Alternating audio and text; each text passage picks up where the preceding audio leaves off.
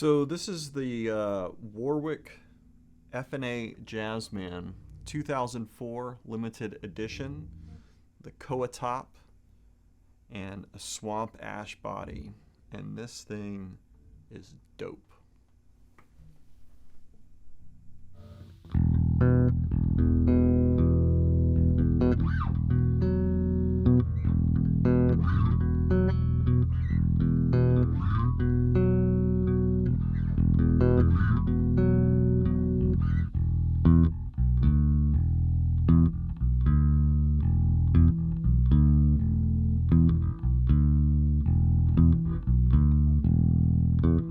So this bass is really interesting with the single pickup up front, the double pickup in the back.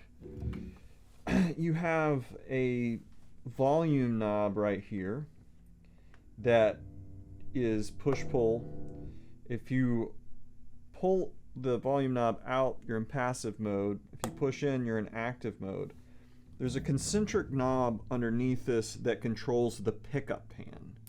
So right now I just have it set so that both pickups are fully on. When the preamp is engaged, this knob controls the treble. This knob is a mid-range control, and this knob is a bass control. For me, on the Warwicks, I tend to back the treble off because they have such a great bell quality that you don't really...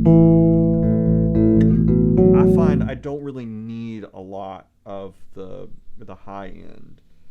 I also tend to kind of just like a mid-scooped sound. It gives a little bit of extra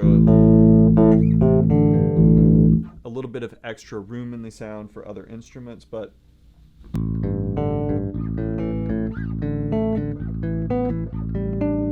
if you were doing kind of a solo bass thing, then you could definitely boost the mids and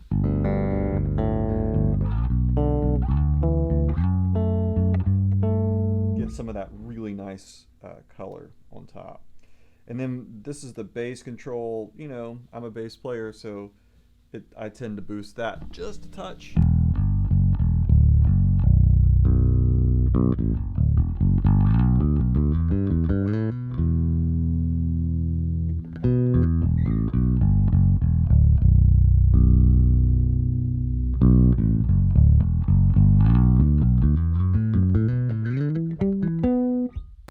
Bass also is very even, the whole register. So if you have the low B,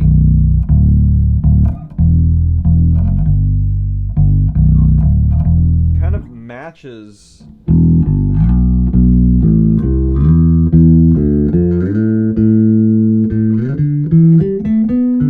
the high range in a really satisfying and musical way.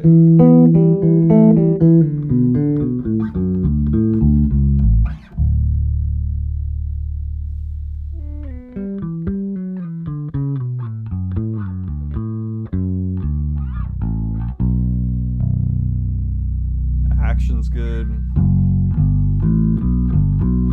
Setup is solid on it right now. I like my action with some resistance, and this definitely has that. One of the things I really love about a Warwick is just playing chords.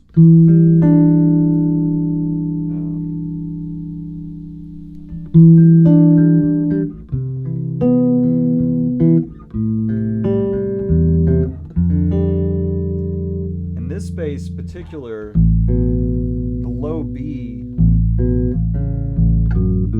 intonates very well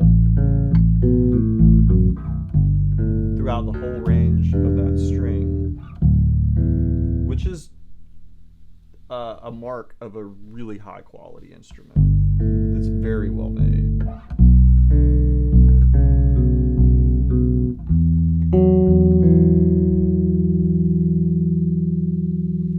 For me, the kind of player that would want this bass is the kind of person who wants the sound of this bass. I don't think this bass is necessarily genre specific, but it is kind of sound specific. Warwick really nails it when they say Warwick is the sound of wood. This bass has a very woody kind of sound to it.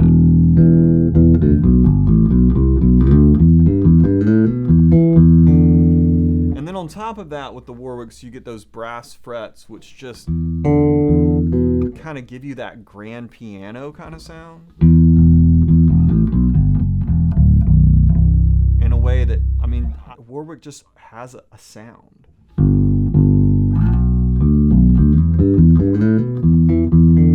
And that sound kind of takes me to the world of, like, you know, for me, I grew up on 311, so that takes me to that world of that 311 bass sound. Also, the Carnival bass sound is very much, you know, that Warwick sound. And even though I think this bass is a little bit closer to that 311 sound, but definitely characteristic. Just great Warwick bass.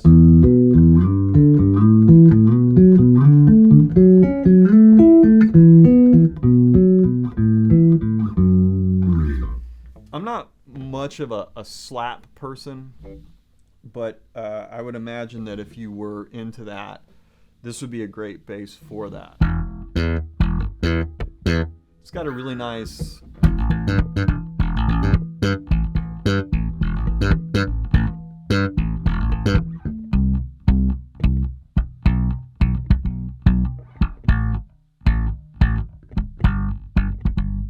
like a really good button on every note.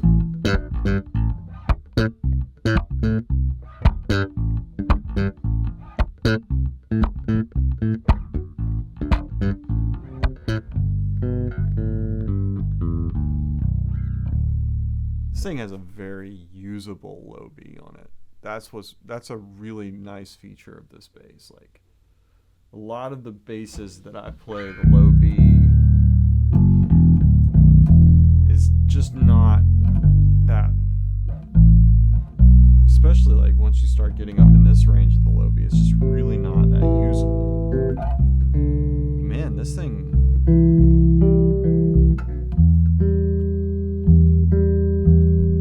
Very strong musical low B.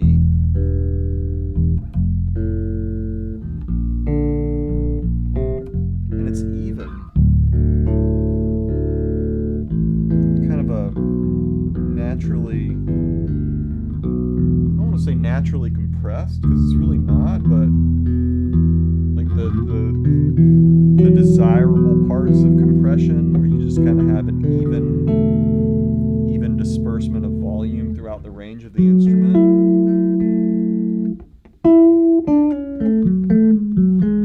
Like the high notes match the low notes.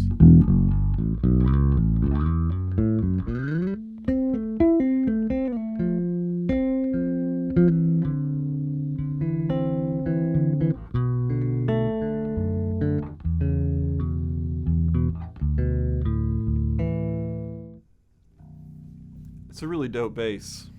Whoever ends up with this thing, if you really dive into the sound of this instrument and get comfortable pulling the sound out in a way that works for you musically, this is a top level instrument that will serve you very well.